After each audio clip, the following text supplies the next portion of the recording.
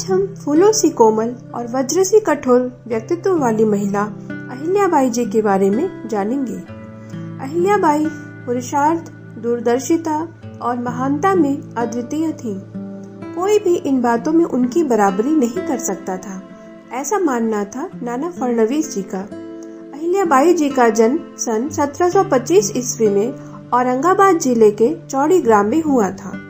इनके पिताजी का नाम मानकाजी शिंदे व माताजी का नाम सुशीलाबाई था। इनके माता पिता अत्यंत ही सरल स्वभाव व धार्मिक प्रवृत्ति के थे, जिसका प्रभाव अहिल्याबाई जी के व्यक्तित्व पर हम देख सकते हैं। अपने माता पिता के अनुरूप ही अहिल्याबाई जी भी अत्यंत ही सरल और धार्मिक प्रवृत्ति की धनी थीं। अहिल्याबाई जी की एकाग्रता और भक्ति से प्रभावित होकर मल्हार राव जी ने अपने पुत्र खांडेराव जी का विवाह इनके साथ किया।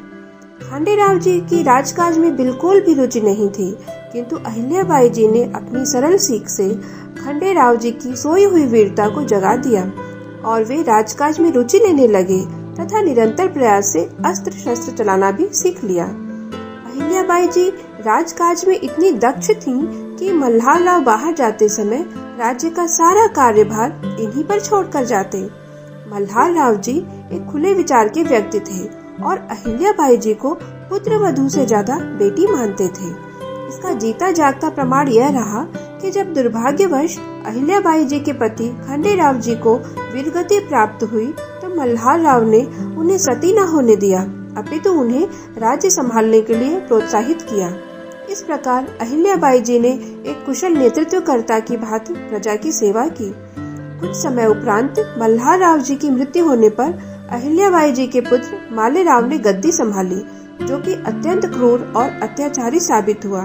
किंतु अहिल्याबाई जी ने पुत्र मोह त्याग कर भी पुत्र को समझाते हुए कहा, राजा प्रजा का पालक होता है, वह प्रजा के दुख और कठिनाइयों को दूर करता है।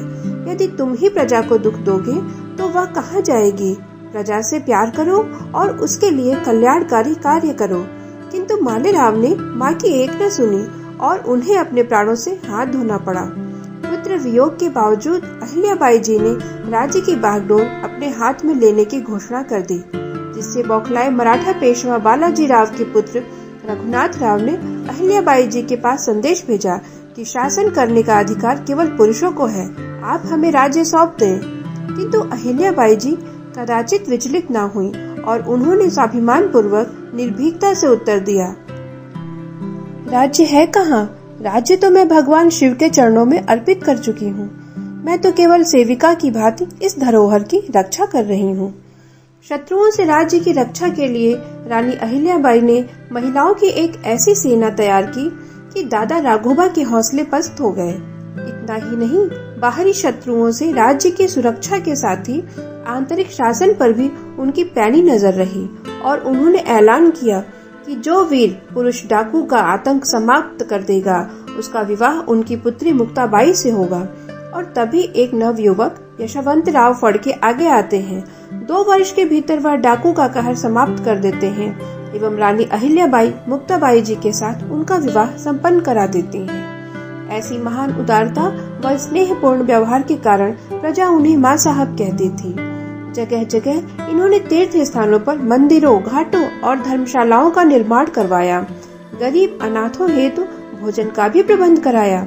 ससुर पति और पुत्र के बाद दामाद यशवंत राय की असमय मृत्यु होने पर भी एक लौह स्त्री की भांति धैर्य न खोई एवं राज्य को संभालती रहीं। इसके पश्चात 60 वर्ष की उम्र में इस संसार से हमेशा के लिए विदा ले ली। आचार्य विनोबा भावे ने सच ही लिखा है कि अहिल्याबाई जी का व्यक्तित्व वज्र सा कठोर तथा फूलों सा कोमल था। संसार व्यक्ति की पूजा नहीं करता, अपितु उसके दृष्टिकोण व कार्यों की पूजा करता है।